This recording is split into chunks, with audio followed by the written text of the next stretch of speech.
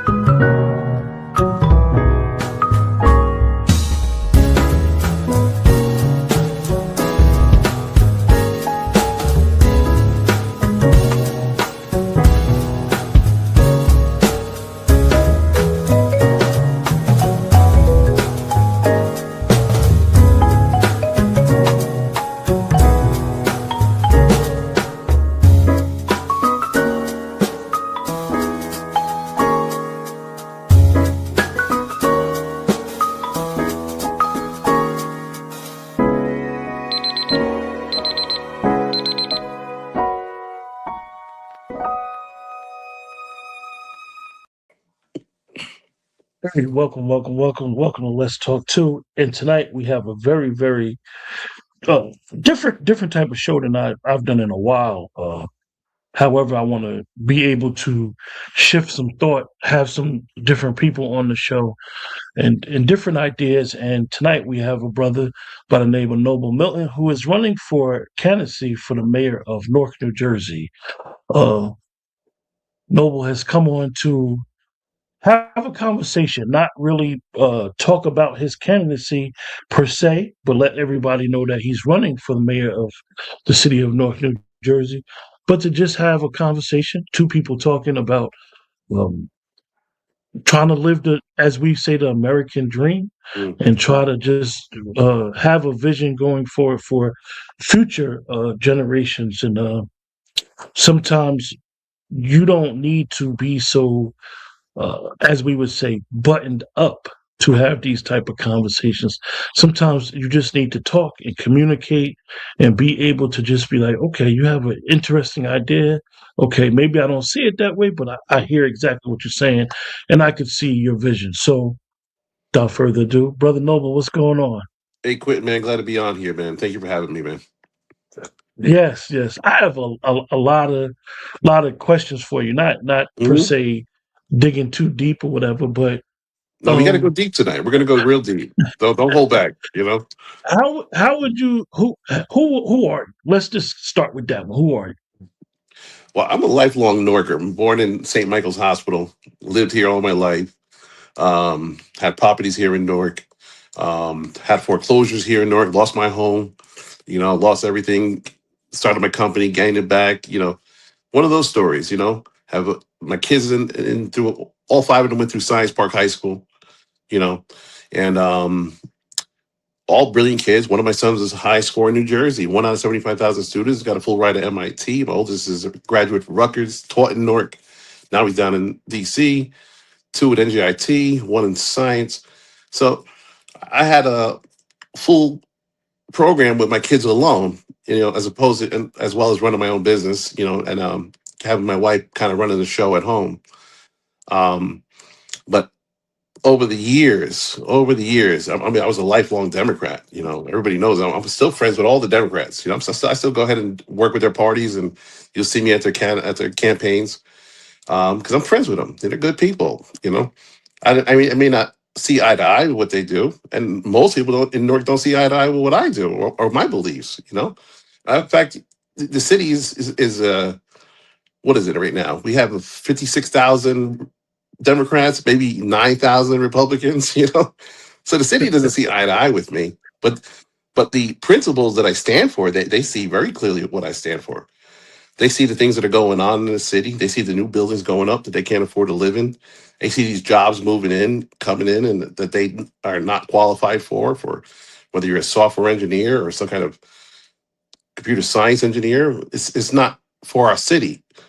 And this really disrupted the fact that when I started realizing, wow, we have more blacks left the city of Newark in the last 8 years than in almost the history of Newark. Like, what happened here? What happened with this gentrification? How come nobody's stopping this? How come it's continuing and nobody's putting a stop to it? And I'm looking to the left, looking to the right.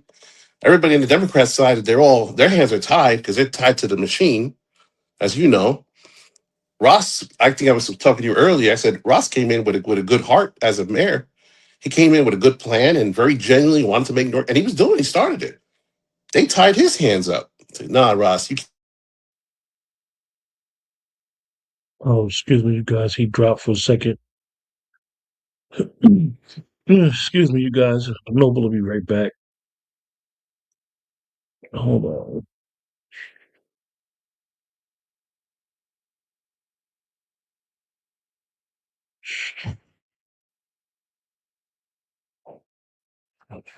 Hold on. That's crazy. He dropped, right? You guys? Hold on.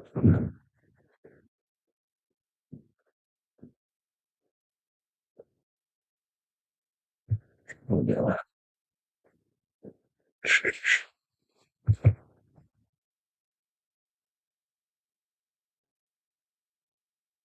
Hold on.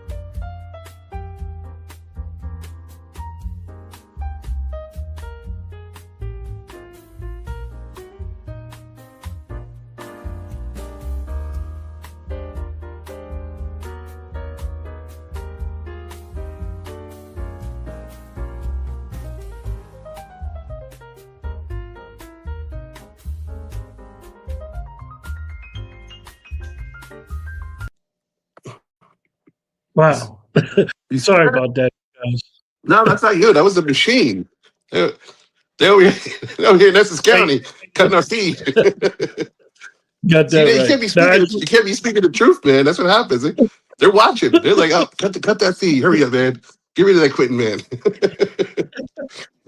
as you were but saying, that's brother, but what I'm saying is we have all the politicians under one umbrella, and it's not for the purpose of making Newark better. That umbrella, they portray that, but they have managed to again hire their constituents. So when you see the people knocking on the doors, they're not voters. Those are Essex County employees who are knocking. And they have to. They want to keep their job. That's what they're hired for. They're not hired to work, an actual job. They're actually here as campaign constituents. That's all they are. And hmm it's sad. It's sad that we don't have a fair ground to play on. It's me against them, me against the world, basically. You know, it's like I don't have a chance to win this race. But if people get to hear the truth and they get to balance and have real votes, they're going to vote for me hands down. They're going to say, like, man, Noble's speaking the truth. Noble's talking about exactly what I'm talking about. They're building all these buildings, promising low income, right? What is it? 25% of these new builds supposed to be low income. You know how to get around that? They make the median income $150,000. That's the medium. Now they got to get the low income considered. Well, it's the median of that 75. People are not making that kind of money. They can't afford a $2,800 one bedroom. And it's time and time again you see this.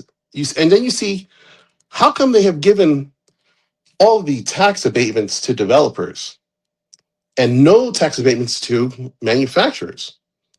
It's not a sustainable system. You understand? We are not bringing jobs here for the regular people. We are pushing out regular Norkers. Like I said Mm. before, we have What? never seen more blacks leave the city of Newark, including yourself, as you said. We've never seen more black families leave because it's just not affordable to them. This is not. It's a system that was designed to push. And you know what? They're going to be out here campaigning saying, "Oh no, that's not true. That's not true. We're doing all this for you. Look at all these things we're doing for you." And they're going to dance in the street. They're going to try to do everything they can to get your vote, and it's going to work. because people are just, I don't understand it. People are just blind. I'm like, what is that definition of insanity? To repeat the same course and expect a different outcome.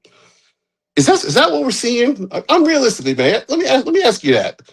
You see these people, you know they know the truth. You know they know I'm going to vote for this person, and I'm not going to get nothing different than what I've been getting for the last 25 years. But I'm going to still vote for him. You tell me that's not insanity.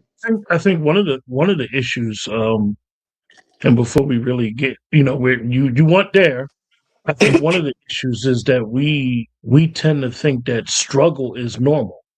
Struggle to pay Hmm. bills, struggle to be in affordable situations. Yep. We think that's normal. So, Hmm. like you said, a person can't afford a one bedroom $2,800 a month apartment. Mm-mm. They just can't afford it. And No. the reality is that we'll say, "Oh, I'll get through. I'll get by." Hmm. As the old phrase that many of us grew up on is, Mm. "I'll rob Peter to pay Paul.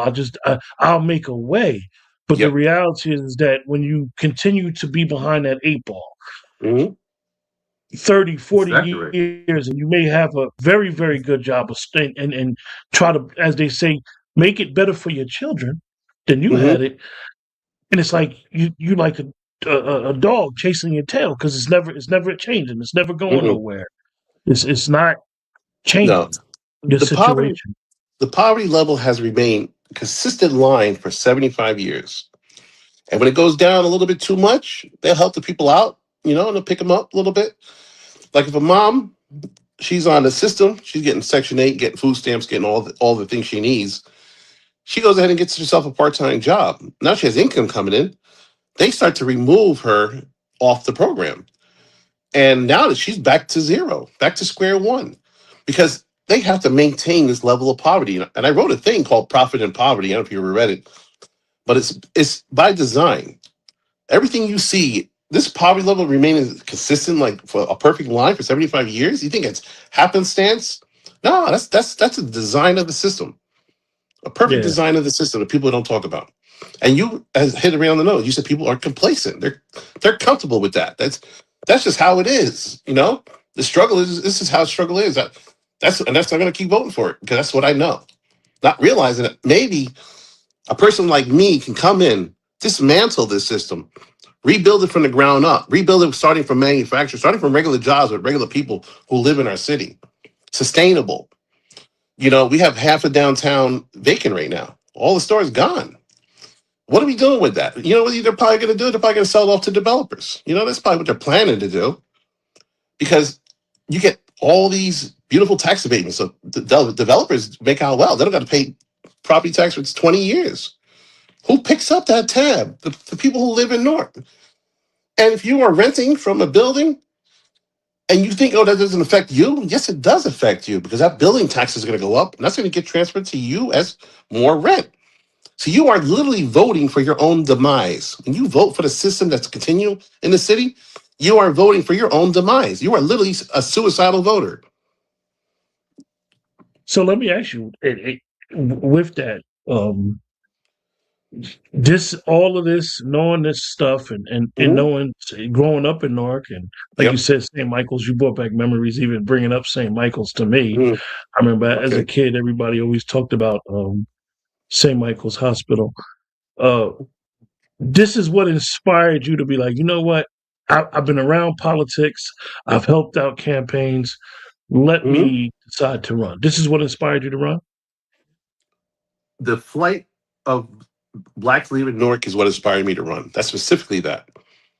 When I saw good families, I helped several families trying to help them get in touch with the DCA in order for rental assistance programs. I'm learning. I was learning how to help them out. I'm calling up and figuring out how can we get emergency funding. Temporary rental assistance, the TRAs, and things of that nature. Because you go down to the courthouse, you don't see. Um, you see one group of people getting evicted. You go down there, it's a line, people waiting in line to get evicted. And you hear the cases after case, losing their job, the rent's gone up. Some of the rents went up astronomical. And this is mostly single moms getting evicted. It's just, a tragedy. And the fact is, New Jersey has spent $7.9 billion on those who are not from New Jersey. Why have we neglected those who are our flesh and blood brothers and sisters in our city? Why have we neglected them to the point where they're homeless, literally waiting for a spot in the shelter? That's a real deal right now. You want names. I got families that are willing to come out here and probably talk to you about that and tell their story. Maybe the story will invoke somebody to actually vote the right way to make a real change in the city, as opposed to perpetuating the system that is condemned now, that is just pushing out hardworking people out of our city, people who are trying their best to hold on to the little that they have. And that's what I'm hoping we do that. To listen to somebody, like I told you, I don't live in the area anymore. Yeah. However, I kind of know certain things is going on, but to even listen to you speak about it, it appears that all the wards are really struggling. You used to hear Everyone. that Yep. certain wards were Mm-mm. doing better. So all Yep. the wards are particularly really struggling right now with affordability. Absolutely. Every single one. Wow. It's sad to that point, and nobody talks about it. It's a well kept secret of how many Black families have left the city of Newark. And we have more new people that are in our city today. And over the last 5 years, hundreds of new families moved in. And those jobs that are down in, whether it's the Panasonic building, Prudential, Audible, whatever big corporation down there, those are not Newark residents working there. Who told you that? That's not those new buildings weren't built for you, Norkers. Oh, you thought that was for you? You thought that was for you? They thought these buildings were for you? Oh, you can't even come here to wash the windows. It's that sad. Now you're definitely speaking to reality, and like you said, the downtown area alone, they're not going to continue to allow those vacant buildings, and then you Yep. have the potential down there. They're going to wind up selling them to developers who are going to put up apartments and not no Yep. companies and stuff like that. It's not going to bring no money into the city of Newark. It's Yes. basically going to make money for these developers who don't got to pay rent. I know that it was a big thing about the building on Elizabeth Avenue. Oh my goodness! Oh, And yeah. that building, I know a lot of people spoke about that, and Mhm. having a studio that's what is it, Lionsgate, that's going to be coming to Newark soon. Yep. Um, And all those Lionsgate jobs are already spoken for. The people who are working for Lionsgate are moving here. So here you go again with the carrot in front of the horse, saying, "Hey, we got some jobs. Jobs are coming, man. They're coming." Yes. Do you see how the system works? They tell you the truth. Jobs are coming. Housing is coming, but not for you. That's the part they leave out. And that's the funny thing. Like when Ross was out here talking about, look at all these new buildings we're putting up here. We're going to put up all these buildings, and we're going to be bringing these jobs in. Not one Norker was working on those buildings. Not one worker. Not one worker who lives in Newark was working on those buildings. None of those buildings. You may have had a contractor from Newark, and those contractors are from Newark, and I know a couple. I don't want to say no names, but they don't. Their workers are not from Newark.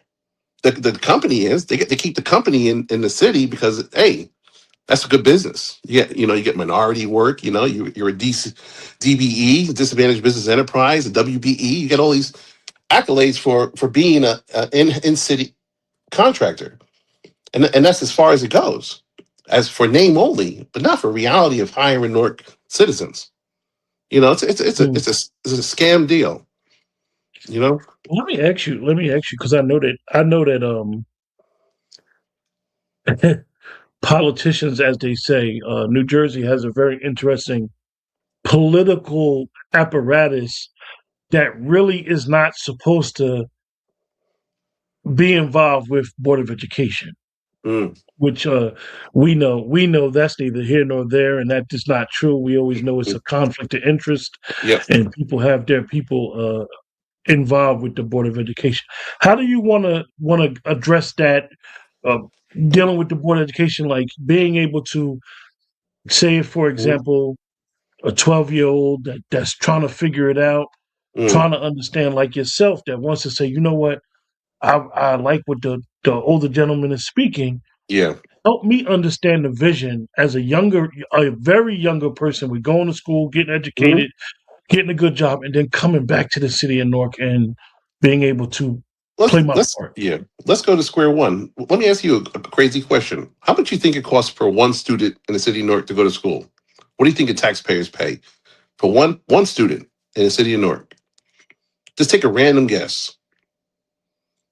Mm, It's a good once- question, isn't it? yeah, yeah. It's got to be close to. It's got to be close to probably 35, 40. Damn, you ran on the money. $35,000. You're ready, spot on, man. $35,000 to send one student. We have a school budget right now of about $1.57 billion for set aside for Newark students. 13,000 of that goes to the teachers themselves per student. We have 5,000 administrative, another 5,000 in maintenance and other items, and a bunch of other little stuff that's in there. But I want you to understand something here. We have a fiscal budget for the municipality of about $1 billion, almost about 960 million. That money, let me explain to you how this works. And you know public works. And if you don't, I want to educate everybody out there. How does public work? In order for me to give that person $1 of service, it's going to cost the city $2 on top of that one to get that person, whether it's housing, whether it's food stamps, some kind of assistance. And this is the ongoing thing. Same thing with the school administration. Same thing with everything you see. Remember when we got $100 million from Facebook? Remember that? You know, that's a lot of money, right? You know, about half of that money went to administrative fees. I think they paid a group of how are we going to spend this money? They probably had a party. So listen, we need a $10,000 party to figure out how we're going to spend this 100 million. But this is the nonsense that is continually going. We are in such a deficit, and it continues because what are we doing? We are growing the government. We are growing. We have all these new jobs people are getting in our county, in our city, because again, they're hiring their constituents. And the Democrat Party is growing, and people are more loyal now because they want to keep their job. You understand? This is the system we're dealing with. And nobody's talking about this. Nobody wants to talk about the truth. You know, all my friends working. I know them all. I know they all work for the city, and they're all out here knocking on doors because they need to keep their job. I'm not making friends here. I'm not here to make friends. I'm here to really flip the table and start from zero. Start from learning how to control administrative fees, control when it comes to housing, welfare, food stamps. The amount of money it takes to get people help is astronomical. It could be streamlined a lot better than what it is today. But unfortunately, it's controlled under Essex County. So Newark's hands are tied. What do you do with that? And here's a kick. I was talking about this a couple times. You're familiar with Port Authority. You're familiar with the Newark Hmm. Airport, right? Hmm. Back in 2019, we had Ross, we had Joe DiVincenzo, we had Phil Murphy all get together. Say, hey, we got these lead water pipes we got to change out in the city of Newark. How are we going to do this? And Port Authority comes up and says, well, hey, Port Authority, listen, we need some more money from you to cover these pipes in Newark. So, okay, we're going to give you $5 million a year for 30 years. And we're going to start, here's $5 million up front. You got to remember, there's 10 million square feet of waterfront property they own. And we're getting $5 million and some other lease. And this is the thing, that lease goes to like 2070. Think about that. This is money that was spent to go to Newark. It gets better. Joe D was like, wait a second here. I need some of that money. I'm going to loan Newark $120 million to fix your lead pipe. Milton dropped again, you guys. Remember, the best way to support the channel is to like, share, subscribe. Hopefully, Milton will come back on. Uh, and we'll finish. We'll definitely continue our conversation, you guys. Just remember.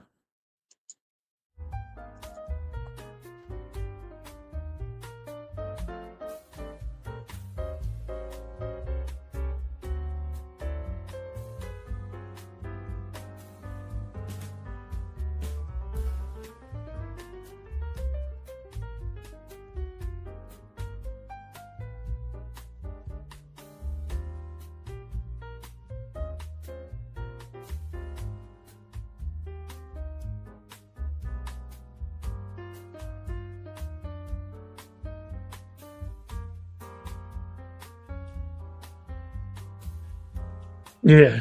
Yeah. Um, see Go ahead. that? Go ahead. Yeah, See that? I truly apologize. Hey, listen. We know what that's about. We know what that's about. You don't got that Obama cell phone, do you? But you were mentioning the Port let me Authority reiterate what I was saying here. So we have Port Authority paying Newark rent money, $5 million for whatever.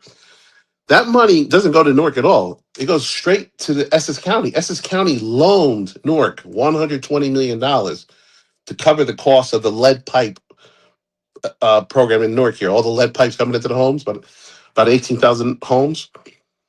But there's an interest rate. So the money we get from Port Authority barely covers the interest on a $120 million loan that we're never going to pay back. That's just interest for the life of Essex County. Joe D's like, here we go. Like, come on. And Norkers, nobody knows this, right? Norkers don't, you think Norkers are talking about this? Nobody ain't talking about this. I'm talking about it. Because it's robbing the citizens of rent money we could be getting from Port Authority. Am I coming through? and the reality is that when you say that, yeah, you're good. All It's right. muffling a little bit, but we're good. The Okay. reality of what you're saying is that Port Authority would have no problem paying good rent money neither.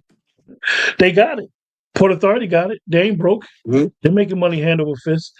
There Um, needs to be an audit because so there's something let me happened. ask Let you, me, let me like, hold on real how? quick, real quick. Let's stick on this. Something happened because for them to settle for that little bit of money from the Port Authority, there's some kind of deal Port Authority made with somebody else in the background that we need to dig deep and find out. We're going to find that out, and we're going to dig deep. We're going to pull an audit. We're going to pull a public record audit. Pay a couple of whatever $45 it takes to get the public records, and we're going to find out exactly what's transpiring. Who was promised. And it's between Phil Murphy, Joe DiVincenzo, and Ross Baraka. Who was promised a backdoor deal with the Port Authority? We need to find that out. Mm, wow. I never knew. I never knew about some of the stuff. And when you speak about the infrastructure, Mhm. are the police under a new contract yet? I know it was an issue with the law enforcement under a new contract at one time. I still think they're still dealing with the COLA wage act, and I think if they're going to sign with that, I think then they might have a signed contract.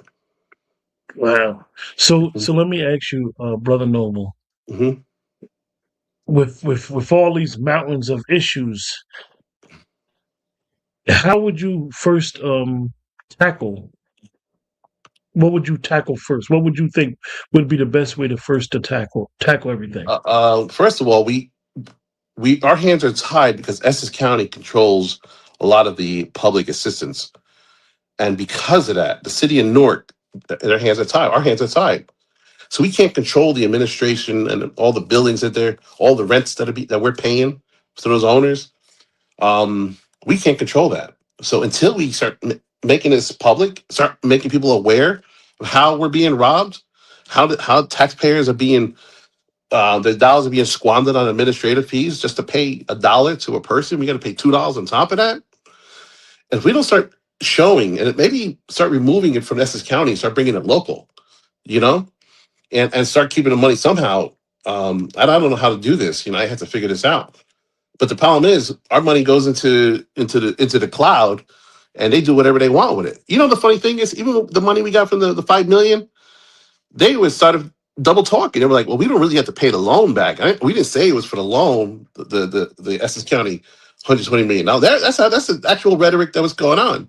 I'm like, whoa, wait a second. You had all three of them: Phil Murphy, Joe DiVincenzo, Ross Park had a public meeting, had a podium on Channel 4 News. Yeah, we got this 120 million to streamline the repairs in the streets. Joe is the hero. And all of a sudden, a couple months later, well, we didn't really have to. We're not really going to give the 5 million to pay the loan back. Is that what you heard? And it's like, Yeah, wow, man. I noticed one thing. I sometimes will listen to the city council meetings, Mhm. and I hear a lot of the residents talking, and I know we hear this word transparency a lot, Mm. And it just, from the outside looking in, it just seems like the Hmm. council members and or the mayor are very dismissive towards the residents. It's like Hmm. Of course they nobody, are. as we would say, getting in the mud with the residents and saying, look, we're here with you to help you to make Newark a better Hmm. place for all of us to live. It's like I got to talk to you like you're at the Eiffel Tower and Hmm. you don't need me because it's not They election don't. time. Hmm. Mm. They really have a system where they don't need to hear from the voters. They really don't need to hear anything you got to say. They really don't, and they're going to win. Let me ask you because Hmm. as a lifelong Norker, Yeah, of at one time it wasn't like this. Explain course it that. wasn't. Explain how you were raised and it was basically a lot of transparency. You used to be able to go right up. I want to talk to the mayor, Hmm. Oh, and the they'll mayor let you was right up in his in the office. streets all the time. Even Sharp James, he was out there, doing his thing. Always, always. Ross is out there. He's out there too all the time. But he's under the command of his puppet masters. His hands are tied. He knows it. He admits it in public. He'll tell you. Look at some videos of him talking. He's straight up. Yeah, there's only like one or two really in charge, and he's under that. He can't do anything about it. You Wow. understand? And it's not just Wow. him. It's everybody in politics in the city of Newark. There's no Republicans running. It's a joke to run as a Republican in the city of Newark. I know that. I'm a realist. You know. And but the thing Wow. is, I serve a higher God. You know, and I serve a God that's designed to create miracles, something out of nothing. You know, people laugh at what I do and say, "Hey, this guy nobody ain't got no chance." They said it about a lot of people. But you know what? I think people are waking up. I see more people like talking about actual things that are like, oh, wait a second. This party wasn't meant for us. It was never meant for us. It was always designed to keep people down. You know? That's one of the things, and like you said, historically, Mhm. when you start to pull the layers back and you start to understand what party, for Mhm. lack of better words, has been beneficial and really been instrumental in upward movement, Yeah. you start to really see, like, yo, I see why things are the way they are. You're Hmm. dealing with they always say, uh, "Oh, you're using Republican talking points when you talk about the major Hmm. cities in America Hmm. are controlled by Democrats," Yeah. and people get upset when you say that. Hmm. But that's reality and it's the truth. And it's like, okay, well, let's change these inner cities. Let's Yeah. do something that's going to be positive and not have, as for a lot of the younger people, the deck is stacked against them. I mean, when you talk about that affordability situation in housing, Hmm. I, I'm quite sure the younger people are like, yo, I'll never get out of here. And if I do get out of here, Yep. I got to get out of here when I'm young and never come back. Let me share this with you. The politicians that we see today saw the flight of blacks waking up 10 years ago.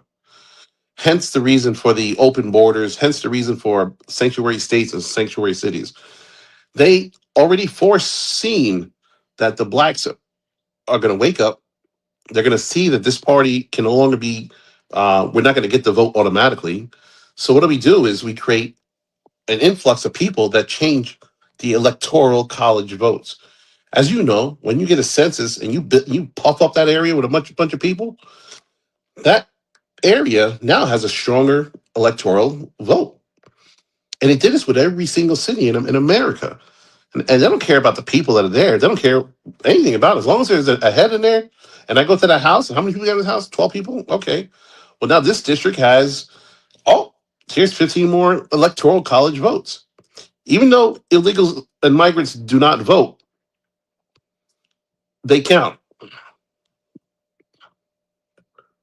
Yeah, yeah, definitely, and that's the reason why, and I'm glad they did it. Is they're really trying to do something Excuse different me. with the census, and replacement theory is real, and a lot of people thought Mhm. that it was some paranoia, or you just being paranoid. No, Yep. we are being replaced, Oh yeah. and they're using the illegals or people who want asylum, and as long as you come in the country legally, it's no problem. They using that to replace and basically force us out. It is a fight for resources. Make no Yep. mistake. And Yep. then Mhm. let me ask you. Let's talk about your community service, man, and being involved with the Mhm. shelters. I want to talk about that. What brought that about? That was a while back. We've been for 16 years now, I guess. The first thing was we worked with it was called Seven Sources Shelter. It was a women's shelter in Newark here before COVID, and these were women. Some of the women were pregnant women. The program started with a woman named Kathy DiFiore, who's basically trying to assist women who were having abortions. Says, hey, listen, there's an alternate way of doing things other than having an abortion. You cannot afford that child. We'll give you a place and we'll help you raise that child. And I love the program so much. Me and my wife got involved with it, so we were sharing work at the shelter. The company I work with funded a truck to help with the sonograms for women to help give them a chance to see the child before they choose to abort the child. And this is obviously that makes me a pro-lifer, you know. And people say, "Oh, you're about taking away women's rights." It's like, no, I'm about giving the rights to the child to live.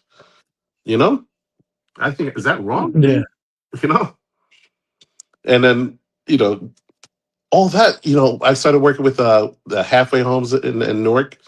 People transitioning out of prison. And my heart really started when I started working about 15 years ago, 16 years ago with at Penn Station.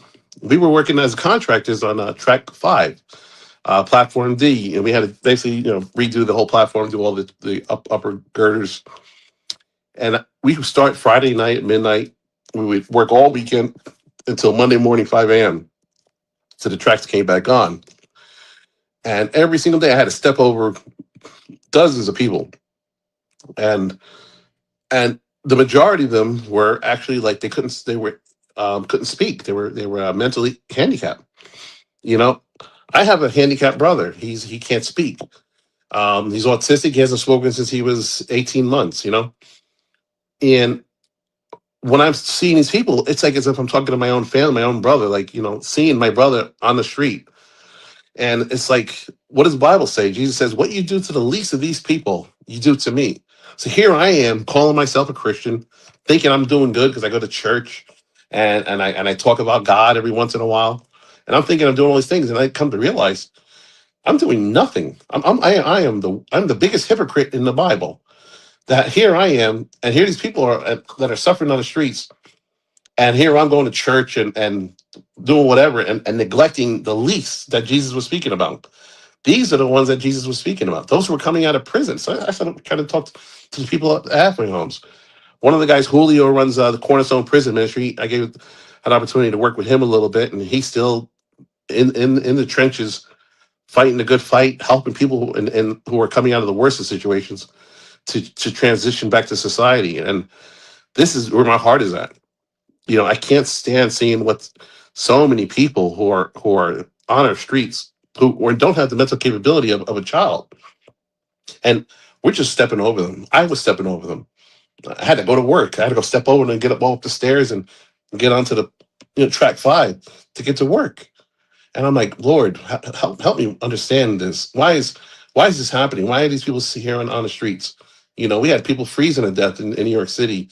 And I thank God we don't have anybody. Hope nobody died here in the city of Newark. I didn't hear about anybody, but it happens. yeah. I used to come through Penn Station and to go to and from work, and I will honestly say I'm one of them kids that my mother raised me on public transportation. I learned how to ride the bus, the Hmm. services, get to the city, and to see how Penn Station has changed Hmm. over the years.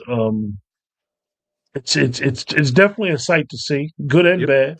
Hmm. And like you said, just understanding that Penn Station on up the hill area Hmm. of how it could and still can be such a vibrant city with the arena Hmm. down there.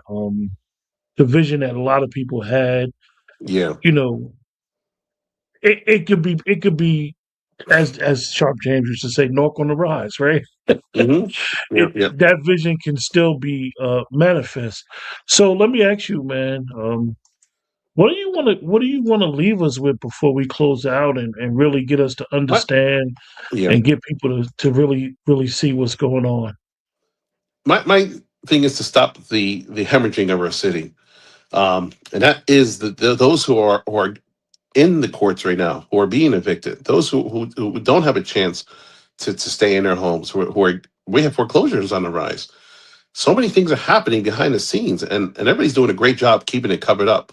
And we got us fighting each other over nonsense, absolute nonsense. He did this and this and this. Oh, this, ICE and all these other things that have nothing to do with the black community. And the thing about it is, if we don't take care of the least in this city, we have failed to create a solid foundation for what we want to build on. So if you want to make a city great, let's start with the least in the city. Let's really start going and creating a real system that starts from the bottom up, a real build. Just like any kind of build. Let's give it a solid foundation, things that can actually make it a real change. Because we, as a city, would become blessed when we start helping these people. Really, don't be building buildings up for people who are not from Newark. Yeah, how many thousand, maybe tens of thousands of apartments built now, and we still have people on the street. You know, I remember am it I was a am I big thing. crazy? I remember it was a big thing when Baxter Terrace got sold. Oh yeah, yeah, yeah. I believe Yeah, one of those buildings are in the Smithsonian now. Have you heard about that? really. That's Yeah. good. That's Yep. good. Yeah. That's good. But man, look, great to have you on, man. And Absolutely, man. we look forward to bringing you back, man, because I know we wanted to probably skipped over some things, but I did. You definitely have given me a lot of information. Hmm. I have some other people that's plugged in with the city that tell me a lot, and Yep. understanding what's going on because sometimes all you hear about is the violence and this, that, Hmm. and the third. But like you said, the reality is that there is a long line of people Hmm. at eviction court. Um, Absolutely, man. and we know how those landlords are that don't want to turn the heat and Hmm. hot water on and all this That's little right. crazy stories Hmm. that we hear. So I Yep. really really appreciate you coming on, man, and look forward to us having I'm telling you, continued man. You're gonna hear about me. I'm coming through the city like a whirlwind. People are like, "Oh, who is this noble?" You're gonna know who I am because, like I said, I'm a big guy. I can take out a couple men. definitely. So Yep. appreciate everybody that joined us in the chat, man, and look out for Brother Noble. He's there. He's in the Absolutely, man. community. He's been part of campaigns before, and he's going to try to shake the table, flip the table over. Let's just say Flip the that. table, man. And Flip that table. you know, Yep. at the least, let's always say that he is someone who knows what's going on, and we need to really open up our eyes about being replaced and being able to just live. And Hmm. unfortunately, is so much overspending, like he said, over government, Hmm. city just hemorrhaging money that it's basically going to go bankrupt eventually. Um, Of course. so we'll We had see. a surplus. We had a Until surplus 4 years ago. Think about that. That was just 4 years ago. We had a surplus. and Gone. It's gone. You know. with that, folks, we need to figure out where it's at. That's Until right. then, take care.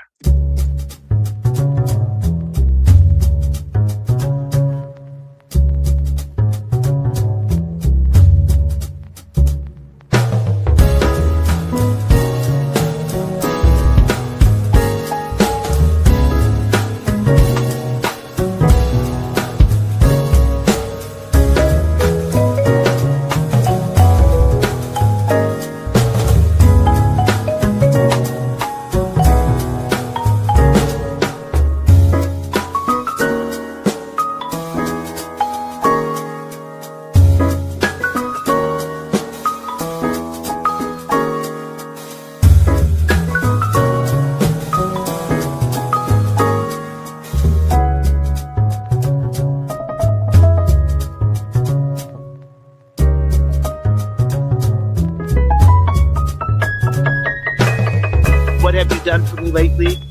It's Coons, what have y'all done for us lately? And if there's no answer, the only thing we owe them